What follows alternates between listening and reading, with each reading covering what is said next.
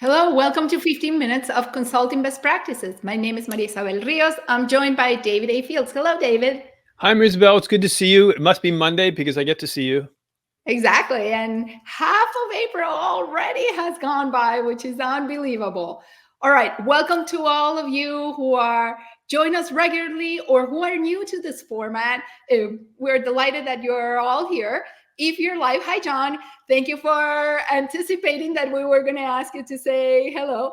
If you're live, you're free to post comments, your own insights, and of course, your questions. This is a space where we answer the questions you have about your consulting firm to make it grow faster, stronger, and also to bring you more delight. So, any and all questions related to your consulting firm's life and to you as a leader in a consulting firm are welcome. And thank you all for saying hello. We appreciate it very much.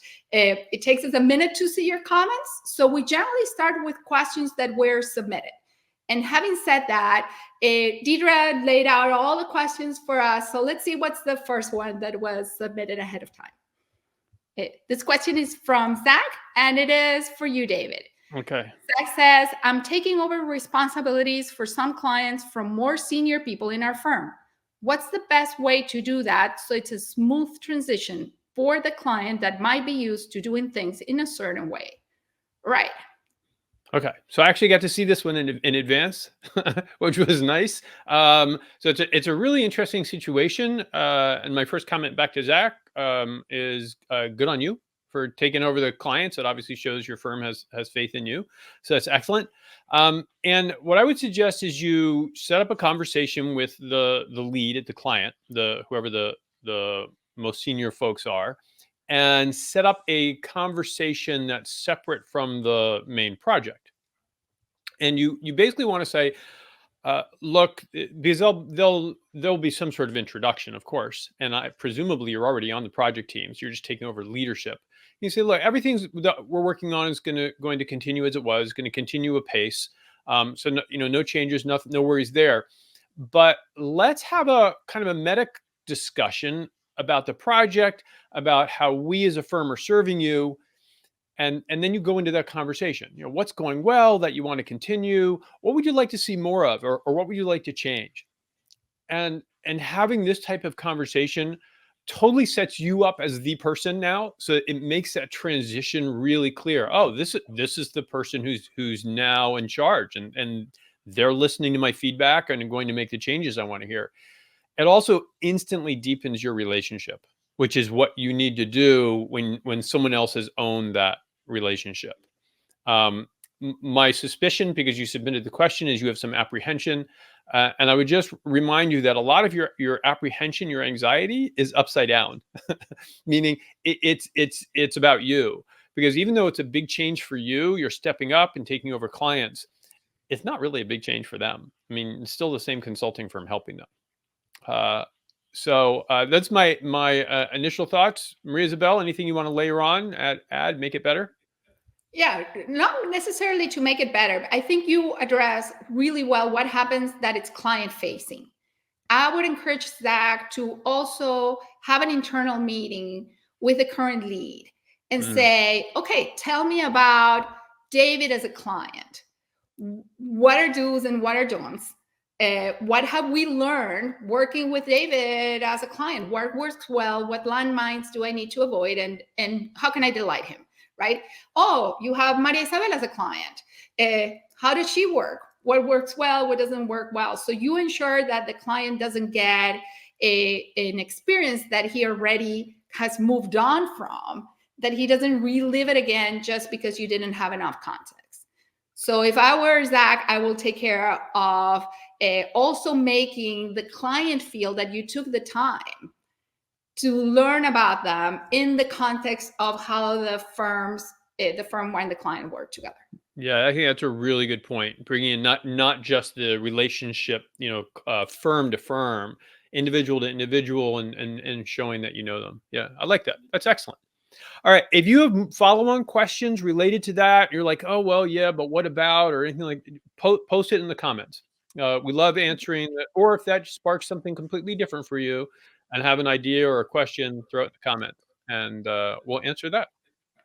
Right. In the meantime, let's keep moving. Deidre, Right. what's next in the pot? Since I answered the first one, Maria Isabel, you get to answer the next one. All From right. Vicky, I try to follow your processes closely or your process closely. A past client called this week and asked about our services and costs. She wasn't willing to disclose her situation. Okay, but she's a past client, so that's interesting. Should I send her overviews of our work or insist on a context discussion? Should I have told her anything about fees?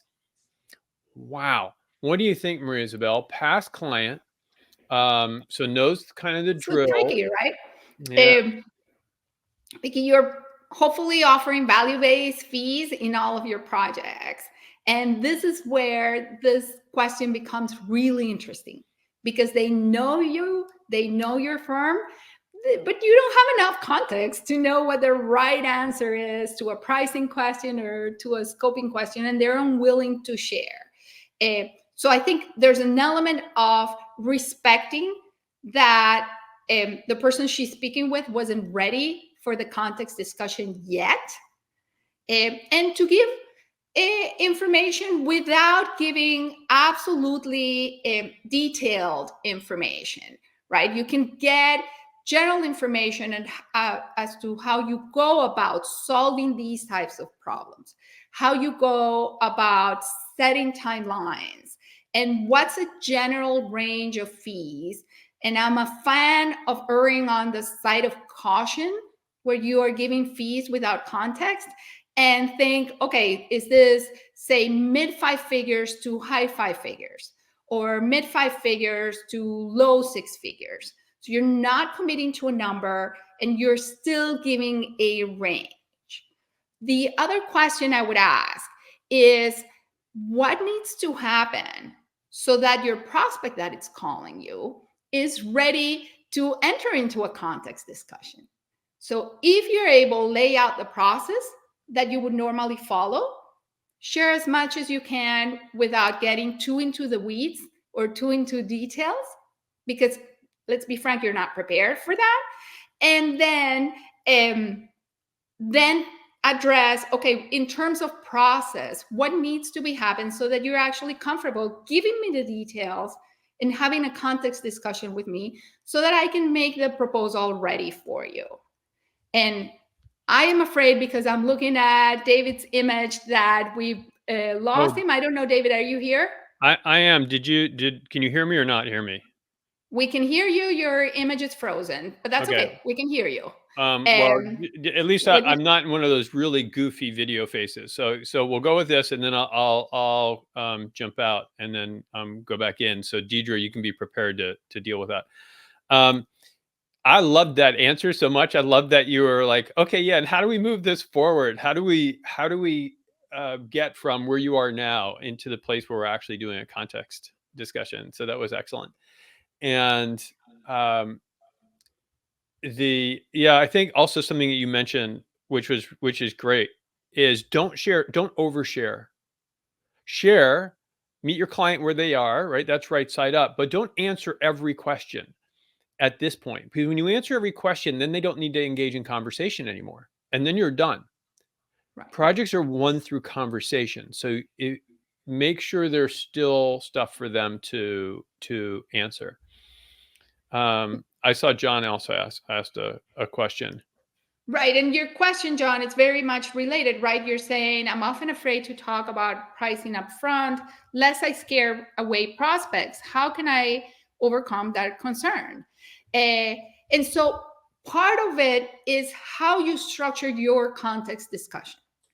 If when you're having the context discussion, you're not testing fee sensitivity, either by asking for their budget or what had they set aside for the project, and you're asking instead of telling, or and by asking what we call the heart attack question, then you're setting yourself up to potentially have folks actually fall off their chairs when they get your proposal. So it is important to test fee sensitivity. It is important to realize that folks may not be as comfortable or as exposed with the concept of telling you what numbers they had in mind. So you may need to explain how you think about fees and how you're going to use the numbers they give you to build something that makes sense for them and not to scope it to the maximum of their budget. But you need to get that out of the table. It's a general question, or a generally good idea to get folks to give you insights into kind of a range of what they're expecting, right? If they don't have a specific number in mind. So test all of those. It will get you comfortable with asking all of those questions. And we can go through what the heart attack question is. And thank you, Matt, for sharing your experience and how it has been great for you. We can go through what the heart attack question entails. I'm wondering if David comes back, if we can role play for you guys. But so far, Yep, it's not there we go. here. All right. So go ahead, Deidre. You can Exactly, get us Matt. Thank you for your insight. Right, it is. Okay. Oh, David, welcome back. There we Okay, go. are you up for some role play on what the heart You attack betcha. question looks like? All You right. So, betcha. So you want me to do that? Who's playing what role? yeah, I'm your prospect. You're your prospect. All right. So yeah. Marie-Isabel, we've already gone through all this whole context discussion, and I know all of this stuff about you. And now we're in the parameters section of the context discussion. So I've asked you about the people involved. I've asked you about there's anything on the calendar I need to know about. Let's talk a little bit about budget. So first of all, just so I know, do you already have a budget determined for this project? No, I don't know what the budget for this project is. Okay, got it. Very typical. So here's what would be helpful to know, because these projects can range from small to humongous. What fee level, if we come back with it, is going to give you cardiac arrest and just knock you off your chair? Because I want to make sure we don't come in quite at that level. I found that's bad for business when our clients have cardiac arrest. So what kind of fee is, where does it become non-feasible? David, I don't know. What do you mean by not feasible? I really don't have a number in mind. Okay. Well, look, we're talking about, as we've talked through the value portion of this, the value of this is we figured maybe $3, $4, $5 million, or let's just say, if you couldn't do that, I'll step out of role for a moment. We've determined this is a big deal, but you're only an $8 million company. So $1 million project is clearly beyond the realm of reason here. Is that fair? Absolutely. Okay. Out of the realm of reason. For okay, sure. So we know. So we've set a point. We know $1 million is too high. At what point does it start to become, at least feasible? I think perhaps 250, maybe it starts becoming feasible. Okay, that at least gives us a little below that. Yeah. Okay, great. That at least gives us a range to work with, and I have some idea. That's how the heart attack question works. That is what. And for those of you who are have clients that are in the medical field or who feel uncomfortable referencing any sort of like medical condition, it works just as well, though not as powerfully, and people don't laugh as much if you say what number will make you fall off your chair, right? Yeah. Or make your eyes go big and your mouth drop, or find a reference to an emotion. How would you describe the emotion? All right. Excellent. Oh my gosh. So we've so great questions. We're already in the final minute here. So let me thank everybody for coming, spending 15 minutes with us. Before you go, a couple of really quick notes. For those of you who are running small practices, say under $1 million, the upcoming Solo Practice Accelerator is full. However, if you're interested in it, please go to the link that Deidre put up there and get on the wait list, because occasionally a seat does become available. And if it does, that seat could be yours. And it's a phenomenal program. Also, on the off chance you don't subscribe to the weekly articles, please subscribe. right there, davidafields.com/subscribe. And then you'll get the articles and the illustrations and blah, blah, blah, all of that, which is great. Many of you came by clicking on the Monday Live link.